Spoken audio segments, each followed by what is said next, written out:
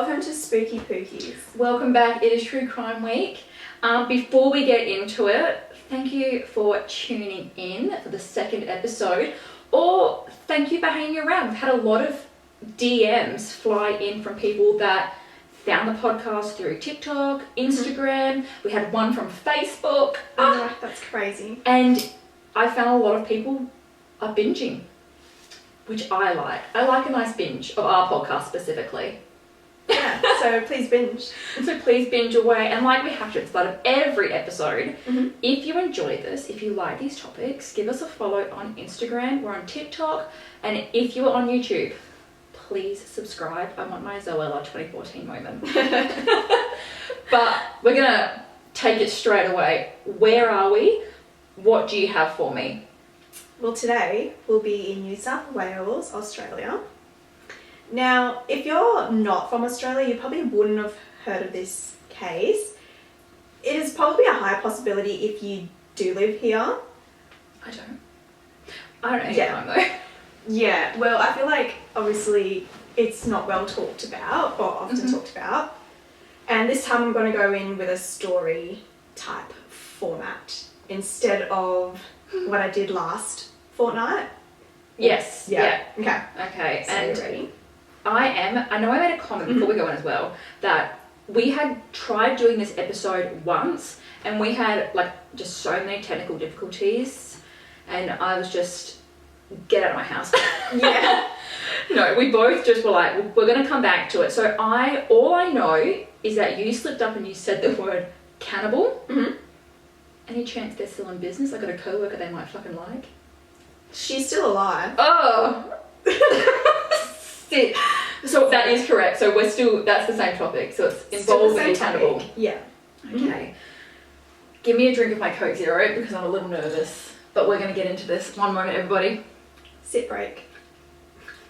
Right at the start, how unprofessional of me. Okay, take it away. Let's go. Alright. In the quiet town of Aberdeen, New South Wales, the residents were used to the slow pace of life. It was a place where everyone knew each other, and the secrets were hard to keep. Yet one woman managed to shroud herself in the veil of darkness that no one had a full glimpse into until it was too late. Well, that's sickening. Thank you. I'm nervous, but go. Katherine Knight, a woman with a robust build and a fierce temper. I knew that would get you. I'm sorry. I knew it. I don't know if this is we said she, so I'm assuming this is the perpetrator. Yes. Okay. Yeah. Sorry, just the way people described in newspapers and magazines, I assume that's where this may have come from, like all the news sources. Plus societal standards were very different back then, so... Robust, aggressive... Larger build. But she would be a stick in today's society. Yeah, absolutely. Okay, so we're in Aberdeen. We've got Katherine? Katherine Knight. Yeah, okay. She was no stranger to the police. Her violent tendencies were well known, and they always had been directed at inanimate objects or through vicious outbursts that left her partner with bruises and scars. Oh. However, the brutality of her final act would eclipse all else. Born on October 24, 1955, in Tenterfield, Australia, Katherine Mary Knight was a product of a scandalous affair between her mother Barbara and her father Ken Knight. Barbara was not already... Jesus, it's off to a bad start. Yeah. So Barbara was not only already a mother of 4 boys to her first husband, but she met Ken Knight through her husband as he was his co-worker. So she was married when this happened? Yes. Oh. She had a whole family. Okay, so we're not off to a great start. I assume... Actually, this is a perpetrator. I'm not going to analyse their childhood. Continue.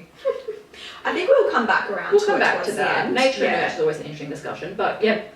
It rocked their small conservative town, causing them to move. Following this rocky start, Knight's chaotic childhood did not get much better from here. Her father was a violent alcoholic who often beat and raped her mother multiple times a day. Feral rat? Yes.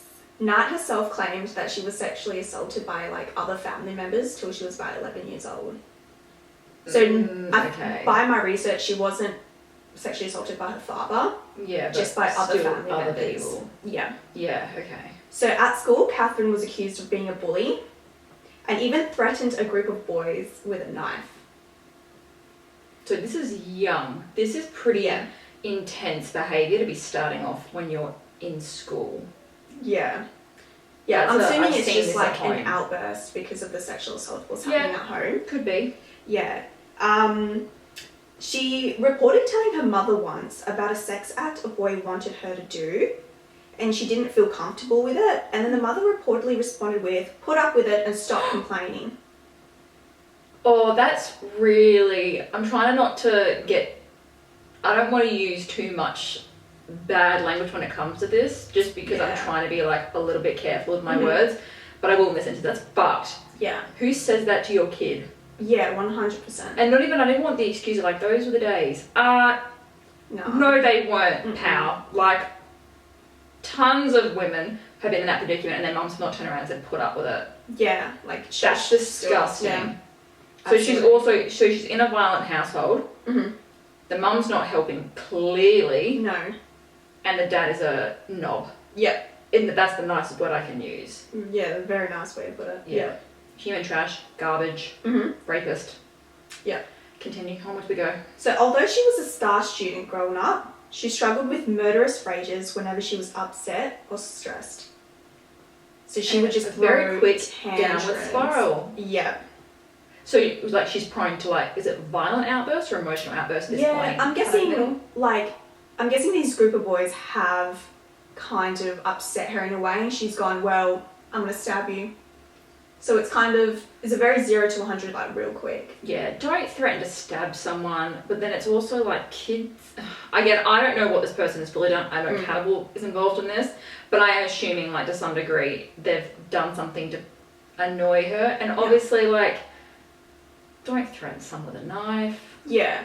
Okay, so violent outburst, young age, aggressive, really bad upbringing, basically all throughout her childhood she's like displayed that kind of behaviour. Aggression. Yeah. Okay. So most of Katherine Knight's relationships were toxic and violent even before the murder.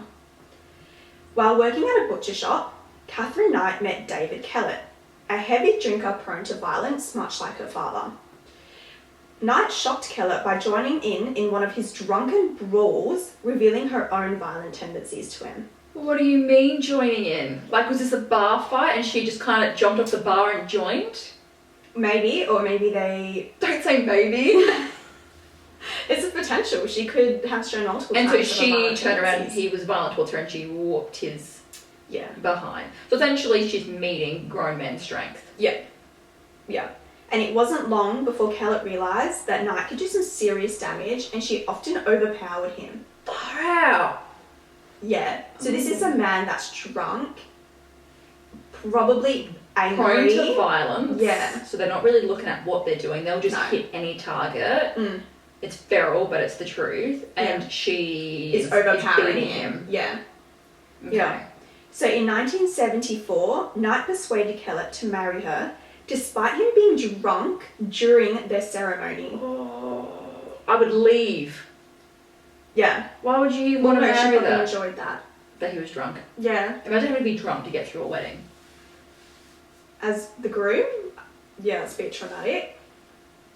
It's a bit much. This is not great. No. Okay, so none of this is all that, you know. There's no like, we can just say from the start, there are sometimes that, even though I'm not a huge true crime listener, we'll listen to stories, we'll be like, oh, they seem to have a pretty well-adjusted childhood. Yeah. You know? Like, the only one that I do know I had to stop watching was like John Wayne Gacy, and his childhood seemed completely normal. But hers is like real bad from the start, and now she's getting married to her first husband. Yes, her first husband. And he's drunk. Yeah. And she seems to be like, okay, we'll continue with this. But So her mother even warned him about Knight's volatile behaviour. This mum is pissing me off. Yeah. So she's but I mean, like... kind of scared that she had to warn someone. Yeah. like, it's true that she does it to her daughter growing up. It's like, I already don't like you. You clearly are not looking out for your kid. It's like she kind of like enabled her behaviour and then was like, oh, sorry, she's actually quite like that. Yeah. That's the vibe I'm picking up. But this is, again, this is reported. Yeah. Yeah, okay. So on their wedding night, after consummating their marriage 3 times, Knight attempted to strangle him after he refused for the 4th round. So she seems like she can't take no for an answer, and that's already a massive But 4 red flag. times? Why? Yeah. Oh, and people are going to come like, you don't want to do it 4 times? No. Well, I go to bed. Literally. It's, especially after a wedding, you had a big day. Well, he was also like intoxicated at the wedding, and you come down from it. You want to go to sleep. Yeah. He's knackered, he's naked, he wants to go to bed, leave him alone. Yeah. And despite this, their marriage actually lasted like 10 years. And it was characterised by Kellett's infidelities and Knight's violent tendencies. Okay. So Kellett's infidelity led to several extreme actions by Knight. After discovering an affair, she placed their 2-month-old infant on train tracks. Oh, no, and you know how I feel about this stuff. Yeah. Yeah. Like, I'm completely out of the... And I was never in the middle of this ballpark, but I'm completely on the side of, like, the minute you start involving children... Yeah, absolutely. You've lost any power. Yeah. This isn't like... And there's always, like, adult-on-adult violence is never excusable, but can always be somehow understood from perspectives of why did this happen, who caused it. When you bring children into that mix, I have absolute zero sympathy. Oh, absolutely. I agree. Yeah. So the child was unharmed because someone that was around actually managed to get the child off the tracks. So she was going to leave the kid. She left the child there. Yeah. Yeah, feral, whatever she has coming for her, she deserves. And while she left the child on the track, she actually went into the city and started threatening others with a stolen axe. And that was when she was diagnosed with postnatal depression. She was taken to a psychiatric hospital. So on another occasion, after the psychiatric hospital visit, Katherine slashed the face of a woman and demanded that she drive her into Queensland to try to find Kellett. Yeah. And did this woman? Yes. Oh, okay. Well, her face been slashed. I think you don't want to risk it with this crazy little... This lady. Thing. Yeah. So this woman escaped while they stopped at a petrol station, but then she found a young child to hold as hostage with a knife. Put her away, throw away the key. What is up with this woman and, like, dragging kids into her violence? Do you know how many violent, like... murderers that are out there that literally avoid children? Yeah. Not many. They're all feral. But it's like, that is... What is up with her continuously not... She doesn't seem to have the split in her brain of being like, that's a child. Yeah. This is an adult. This is a reasonable decision. Yeah. You know? I find that when I'm looking at Katherine Knight, I do see her as someone who does things to seem like in a position of power. She goes to the weaker target. Yeah. 100%. Yeah.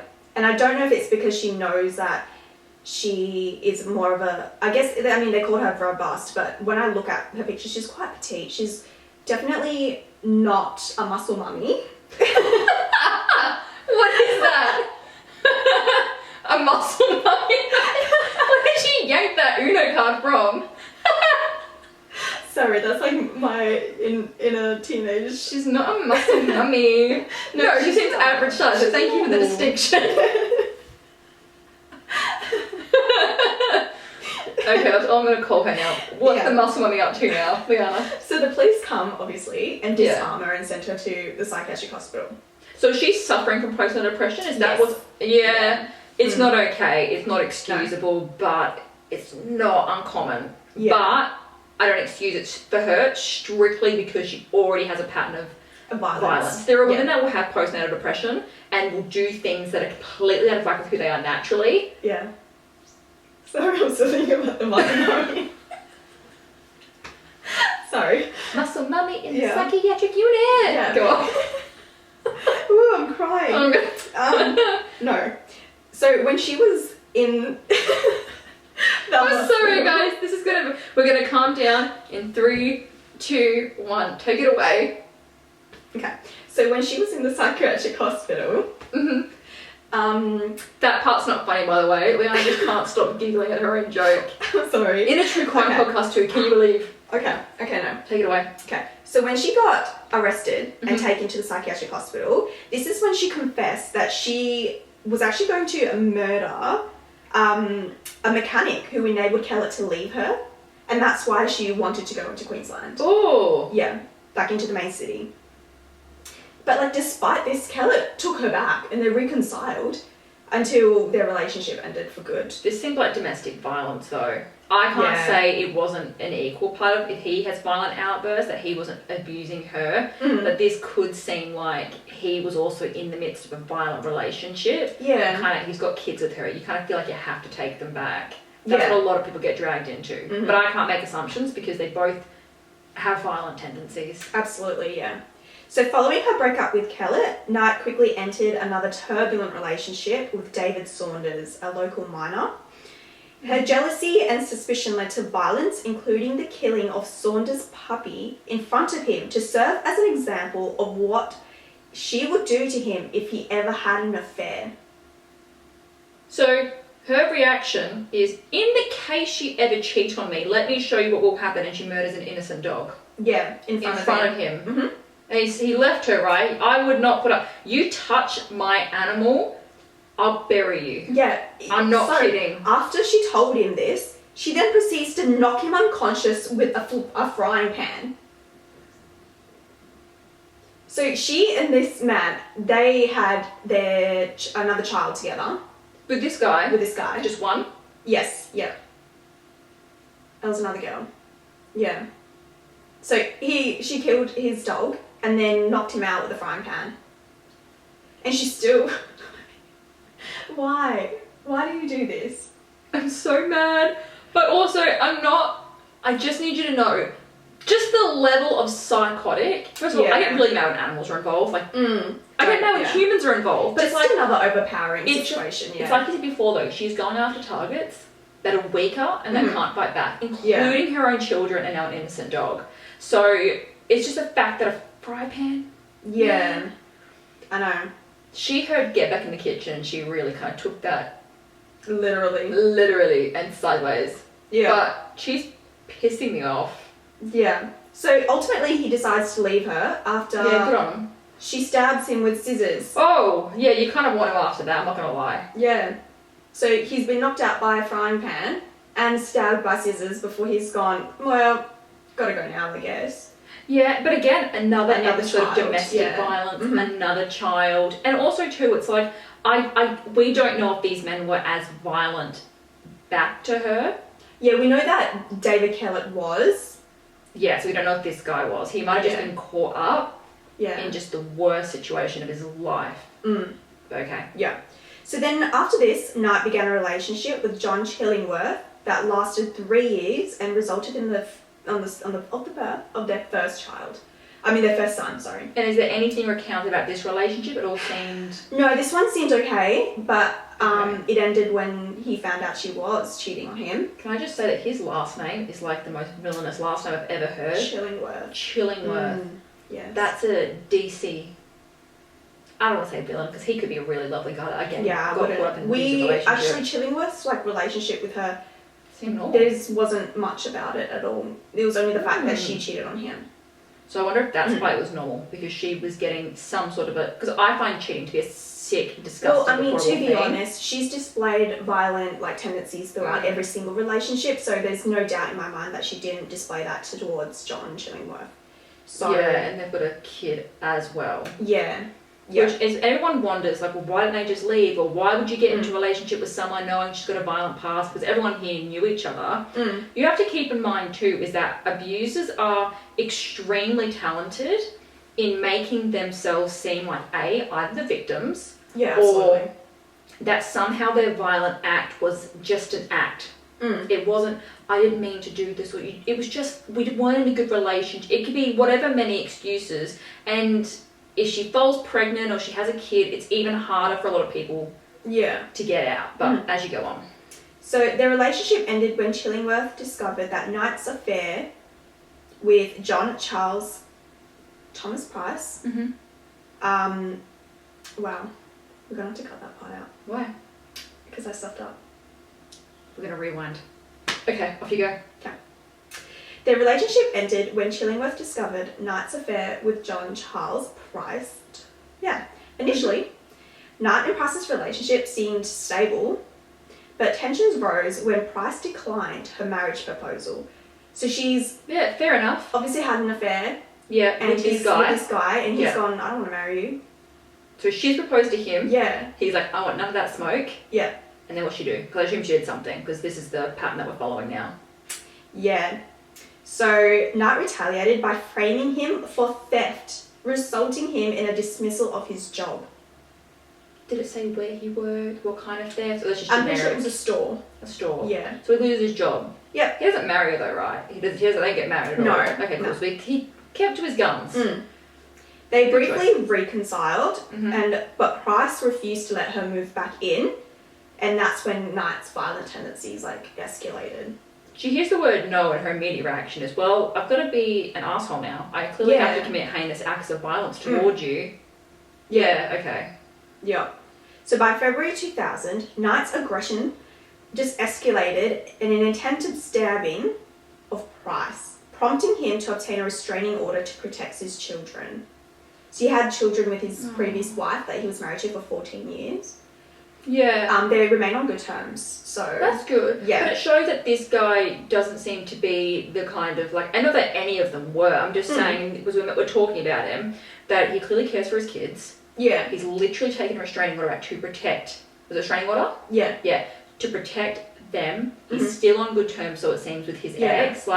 It's just... This guy's just caught up in whatever she is. Because I don't for a second doubt that she was playing a game with a lot of these people, considering that she is a domestic abuser. Yeah.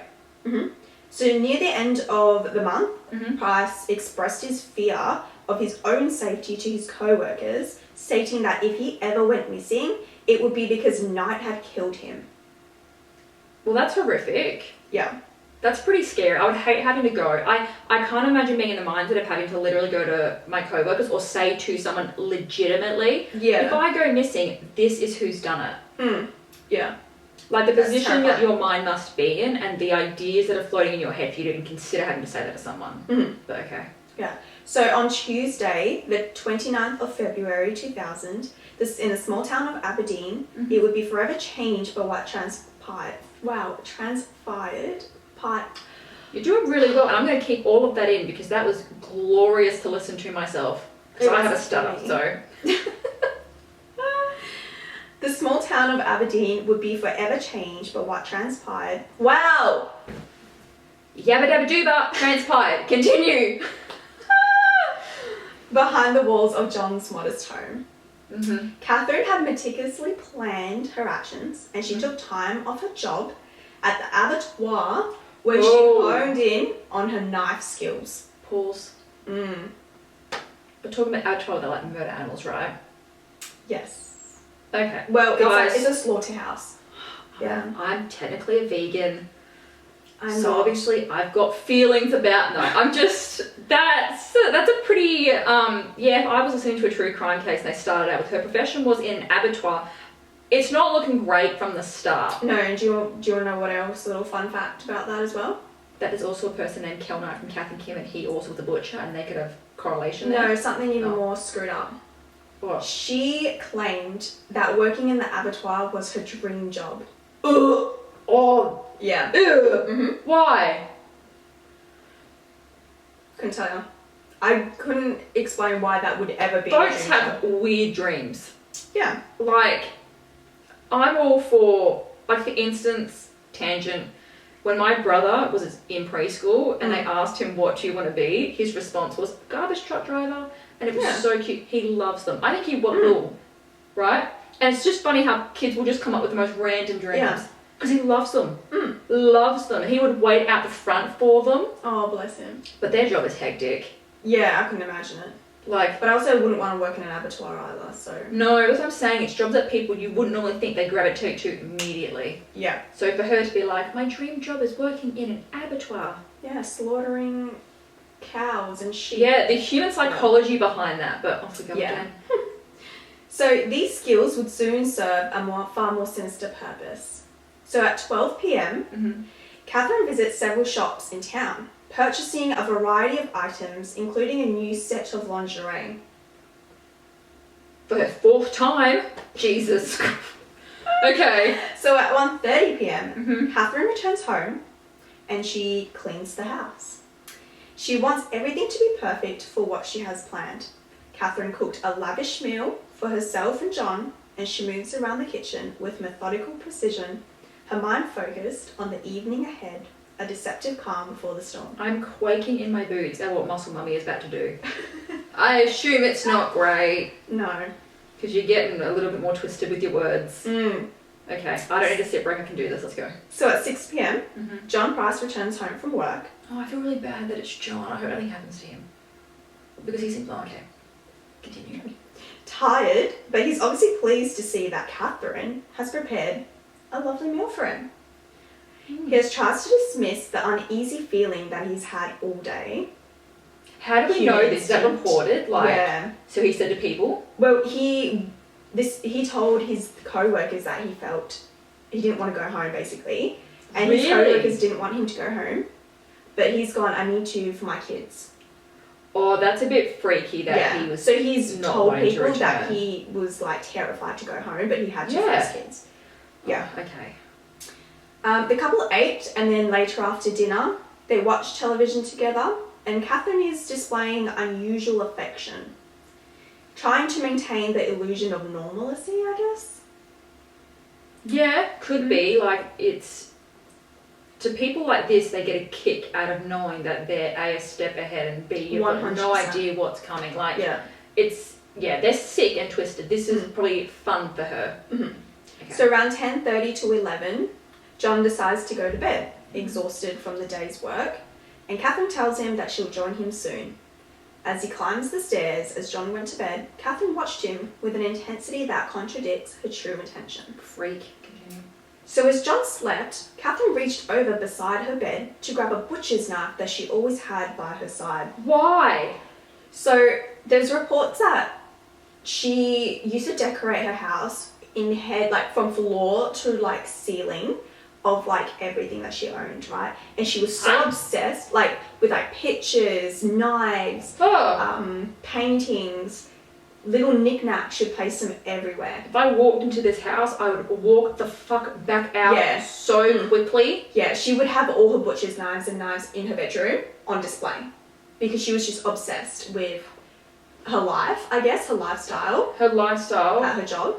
Yeah. But still, even that shows a pretty creepy mindset to be like, I like killing animals so much that I'm going to hang my knives up all over. Yeah. Because there are tons of people that work in abattoirs that are completely mentally normal and literally it's just a job. I have to say, my grandfather, rest in peace, he used to work in an abattoir. Never hung his knives by his bed, I'll tell you that right now. Really? No. Are you sure about that? He kept them locked up in a shed. Smart man. Yeah. Aww. Yeah. Couldn't say he ever hung up his knives. Well, no, your grandfather seems mentally stable, Yana. Yeah.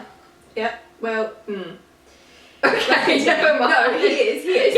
Okay. I was like, continue on with the story. Yeah, let's pause this and get into your family history, shall we? But okay, so she hangs her knives up.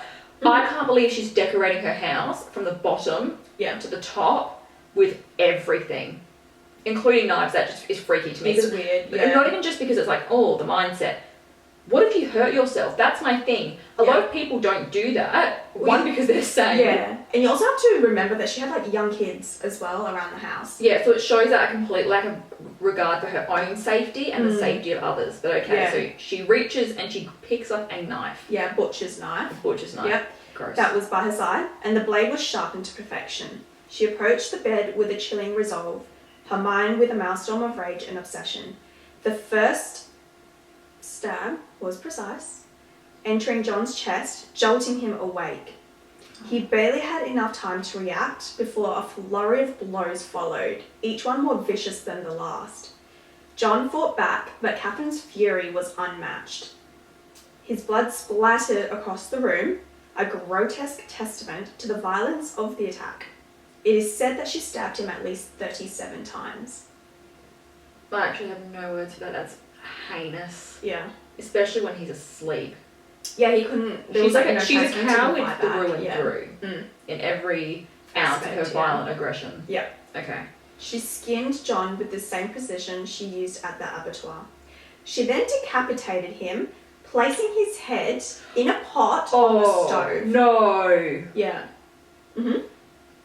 Mm-mm. To make a dish that included cut up pieces of his body with potato, pumpkin, beets, zucchini, cabbage, squash, and gravy.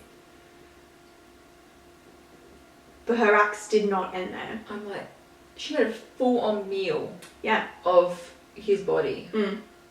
Okay. So in her final act, in the early hours of that morning, so around 4 a.m, Katherine set the table for John's children who were due to visit that day. Off. Yep.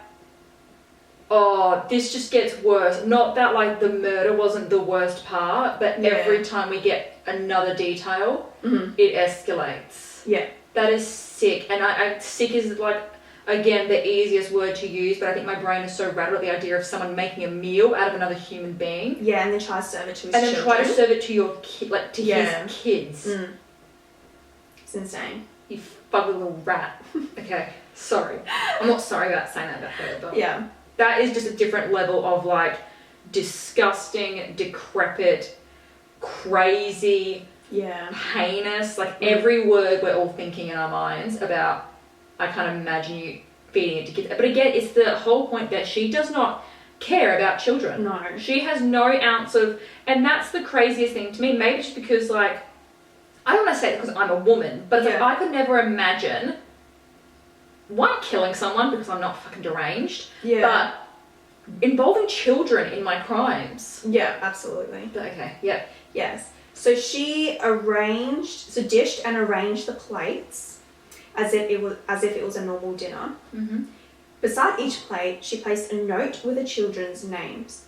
She then made a dish for herself, although it is noted she discarded half of the contents later because she couldn't finish her meal. So have the kids eaten? Not at the moment. Oh, okay, thank God. But she has... Wait, she ate him? She ate him, yeah. So she plated herself a bowl and she ate it. And only ate half because she was like, ugh, I don't want this anymore. Like, as in full, or she just... that doesn't matter. I don't need to ask that. Yeah. Yep. So she's eaten him. What on earth? Okay, she's just, like, not mentally... Okay. No. No, good way to put it. So her delusion was complete. She had transformed an act of barbarianism into a grotesque parody of family life.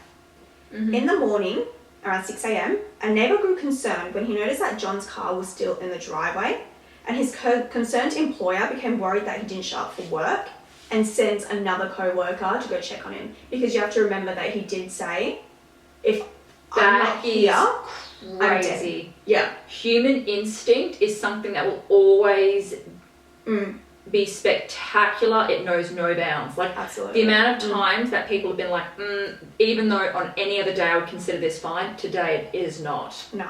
The fact that the neighbour immediately was like, something's not right, and the neighbour doesn't work with this guy. No. He's just gotten a vibe. Yeah. Okay. Yeah. So both the neighbour and the co-worker attempt to knock on John's bedroom window, not the front door.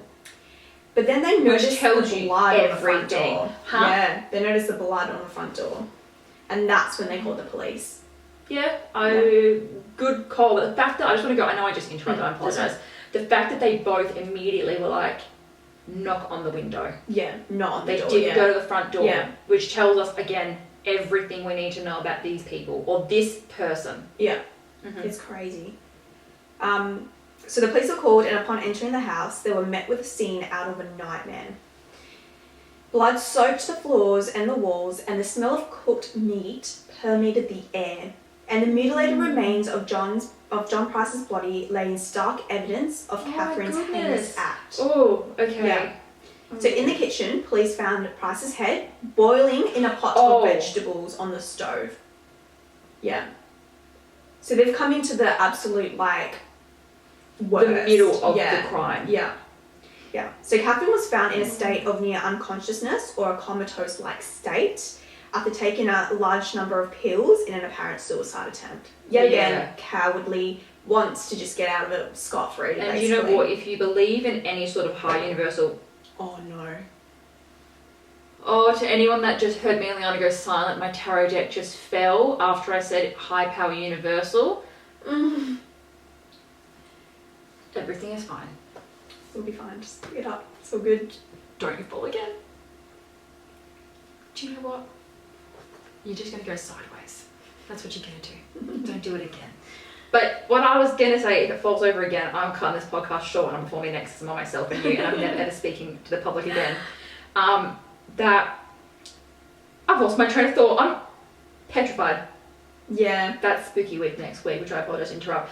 But the fact that, yeah, she immediately went to like, I'm going to kill myself. Yeah. But the fact that I was going to say, if you believe in any sort of higher power in the universe, some people believe in God or any form of God, it's, you are not getting out of this one.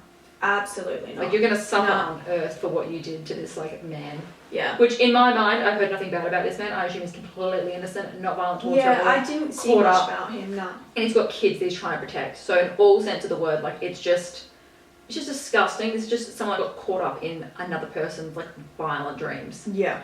Yeah. So then she was arrested and taken to the hospital where she recovered.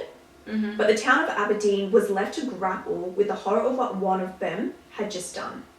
Right? So Katherine Knight was tried and convicted for the murder of John Price, and the court sentenced her to life in prison without the possibility of parole. And she is the first woman in Australia to receive such a sentence. Like, if you search up who is Australia's first woman, it's her. I mean, fair enough. The crime was probably one of the more disgusting things that I've ever heard in my entire life. Yeah, absolutely. Not only do it's one of those cases that's really strange because not only do I feel so much for him and his family, because he has people left over after this that have that to live with, I also feel for the cops in that scenario because they've walked in to like mid-crime.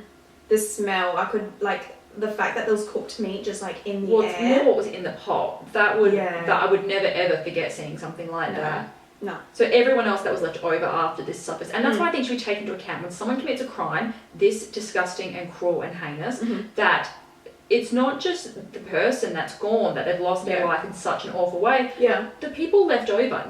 Yeah. Not just the police officers, the families, cousins, friends, everyone, co-workers. Yeah, his children. His children. Are like left with a thought that they were going to eat their father because some crazy woman thought that would be a sane, normal thing to do. Like, I don't even think she thought it was sane normal. She clearly knew it was the disgusting thing, and her immediate thing was, I'm going to out myself. And I think she wanted to punish them. I think she wanted to punish anyone. Yeah. Everyone and anyone. But I think she seemed to find some sort of fun in this. She went to enough effort to eat him. I think she enjoyed this. Yeah. Okay. So I'm going to go through a detailed account of her trial and conviction. Yeah. So March 1st, 2000 was when Katherine was found in her comatose-like state and she was arrested for... In 2000? Yes. So... In April of the following month, she had a psychiatric evaluation.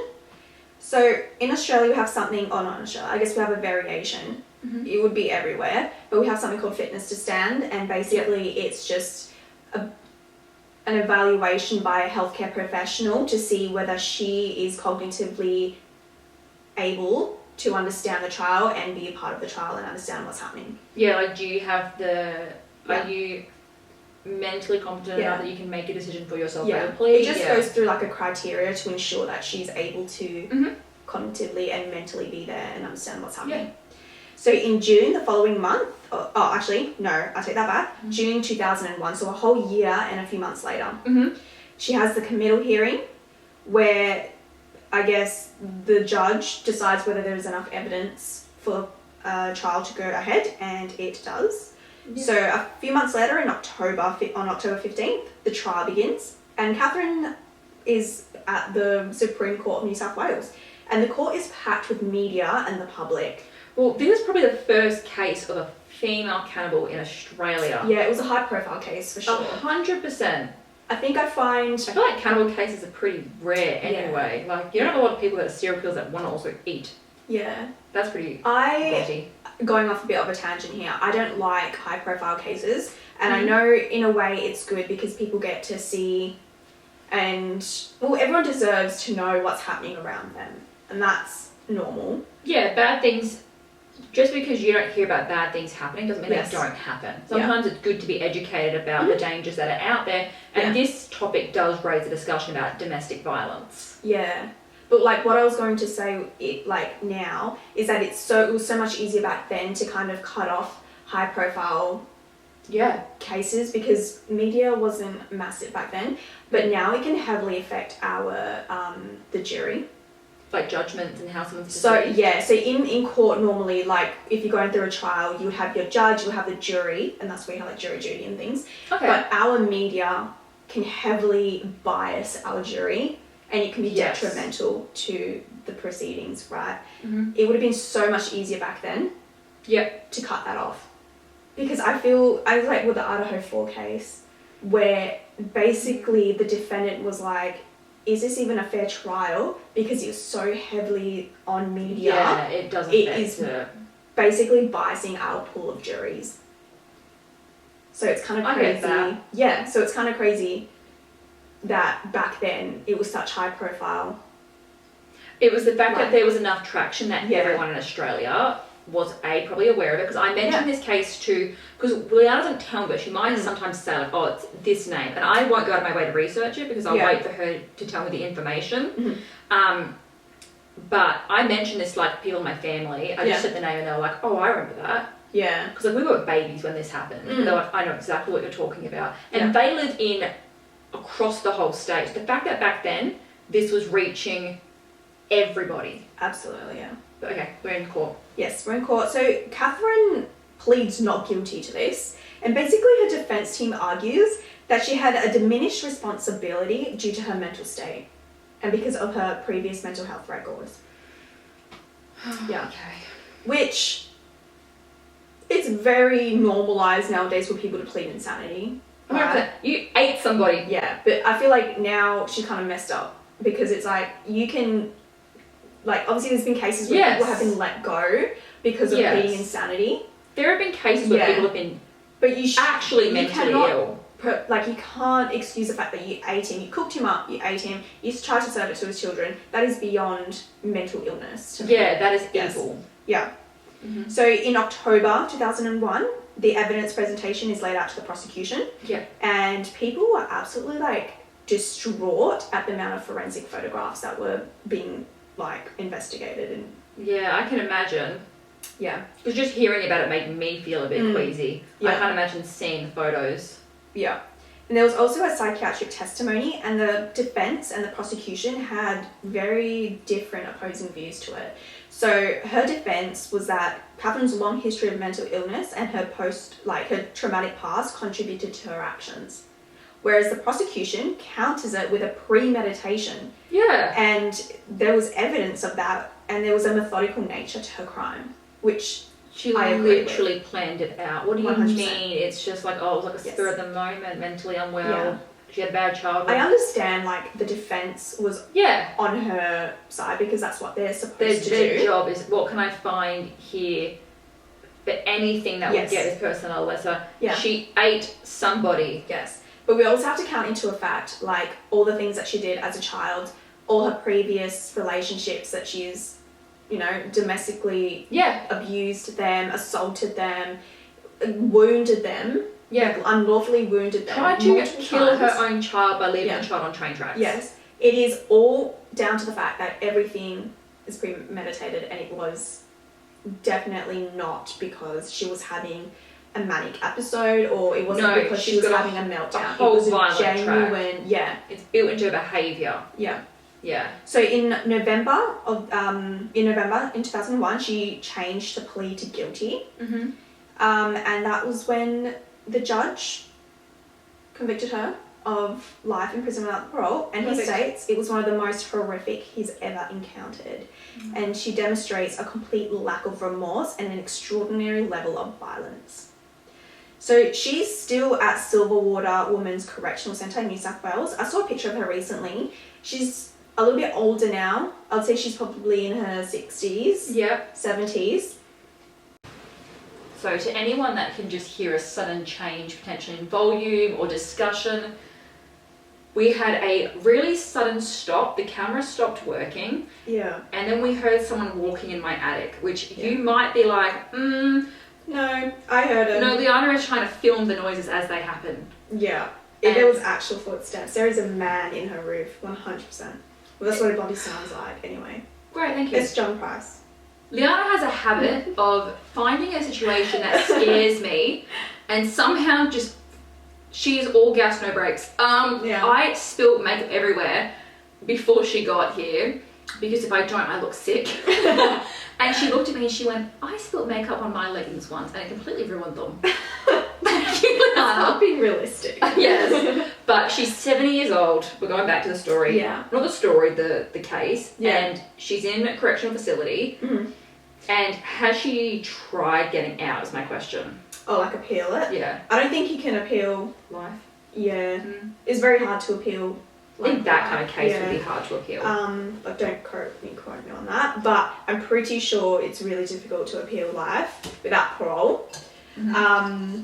But in saying that, she has gone on to some interviews and all that stuff. But like I said to you, like before we even discussed We this, have our own thoughts about that, don't we? And I don't feel as if I need to kind of be manipulated and kind of I don't want to feel bad for what you've done. And as I understand as someone who's like studied in this field that I understand why she did what she did and how her brain and her cognitive development didn't, is not normal. It's not like we ours. understand there are pre-existing conditions and exterior factors that. But I don't want to feel I don't want to look at her and be like, I understand what you did and I'm sorry that happened to you, because I am sorry that happened to her as a child. Yeah, no child deserves that. But also, as an adult, you have the responsibility to be able to stop the cycle of abuse and stop such negative, like angry, volatile behaviour, and she didn't do that and she chose to kill someone and take his life.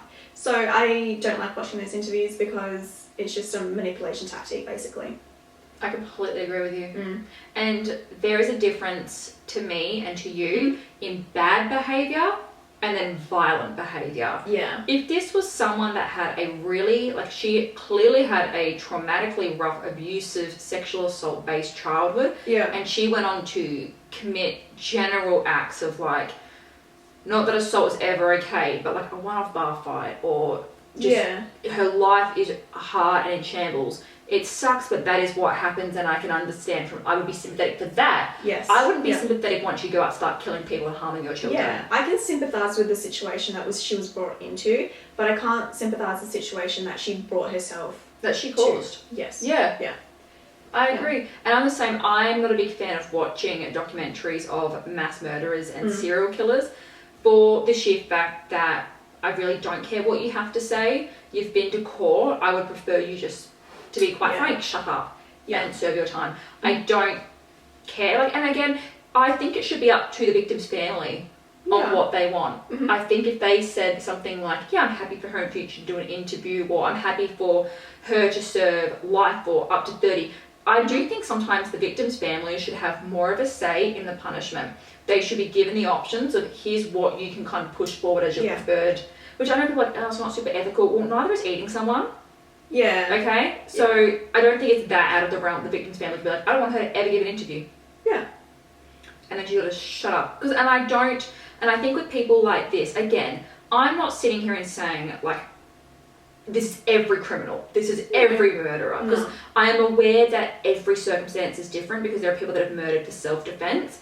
But when it comes to a violent, heinous act, and I think we can all agree that you've tried to eat someone, or you have eaten someone, and you try to serve him to his kids, you endangered your child by putting them on a train track, a stranger had to rescue your child, you murdered an innocent dog, you've stabbed your exes, this is someone that realistically, like you said, is only doing an interview to manipulate. Yeah, it's a behaviour pattern, and it's one of those things where, she might have realised what she's done in prison, blah, blah, blah, But at the end of the day, she still poses a risk to society, and that's why Yeah. she's not out. This is Because a serial she's domestic displaying abuser. patterns of behaviour that would be detrimental to society, and there's a reason why she's in there, Yeah. and she's not coming out. No, and good, you can stay in there. I really don't care for the whole, I realise now what I did was wrong. It's like, if only you had that realisation before cruelly taking someone's life Yeah. and not abusing everyone you've ever been with. I'm Yeah. not saying the first one or the second or whatever. I'm not saying any of them didn't abuse her back, but what I am saying is only one person here is a murderer and a cannibal, Yeah. and it's not them. No. It's Miss Katherine Knight. Muscle mummy. Yeah. I can't even, I'm not even going to swear, I'm not going to say anything other than just the whole thing, it made me queasy and sick, and I'm mad that it ever happened in the first place. Yeah. But it is on par with what's happening in society today about the domestic violence chats that we're having, and knowing that there are people that hide as domestic abusers, but are really, this is what they are on the inside. Yeah. It is not that big of a jump for someone to go from abusing their partner to murdering them, Yeah. and it needs to be taken more seriously. And if you're thinking where this conversation is going, it's not. You need to be going to the courts. You need to be going to the lawyers and the magistrates. Not really the lawyers, but you need to be white collar people. We're not. No. Yeah. I'm not saying like every, and we're going into a discussion because it is a big discussion about cops. I'm sorry, but if it's not in the law and it's not a regulation or it's not in the book, you can't arrest someone. No, It's the fact that everyone is discussing, serial stalkers, serial domestic violence abusers, but it's not a discussion that's heading to the courts. It's why wasn't this person arrested? And well, realistically, if it's not a law, if it's not in the guidelines, if they haven't met criteria set by these people higher up, nothing can be done. Yeah. It sucks, but we can't just take someone, especially abusers like this. Yeah. And I'm sure that, well, I'm not sure in this town, again, it was a long time ago, but nowadays, if someone's displaying a pattern like this, we'd be like, oh, arrest them. Yeah, absolutely. But there needs to be an arrestable offence. It's just like... And it sucks that her arrestable offence was having to eat someone. Eat someone and murder them. It wasn't stabbing someone. It wasn't endangering her child. Mm-hmm. There were so many flags here. Yeah. I still think we've come a long way, but we also have 100%. absolutely done nothing. I saw today that repeat offenders, like domestic violence offenders, will be out on bail, but with a tracking device. Yeah, and why are we letting serial reoffenders back out on bail anyway?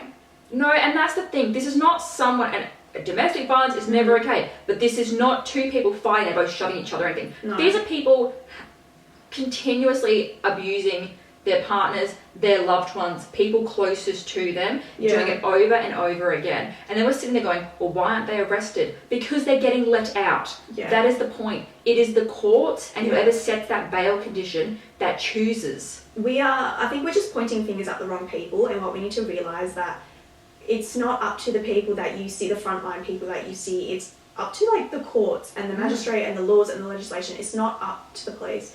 And we're not freaking bootlickers, that's for sure. No. But what I'm saying is that we're pointing fingers at the wrong people.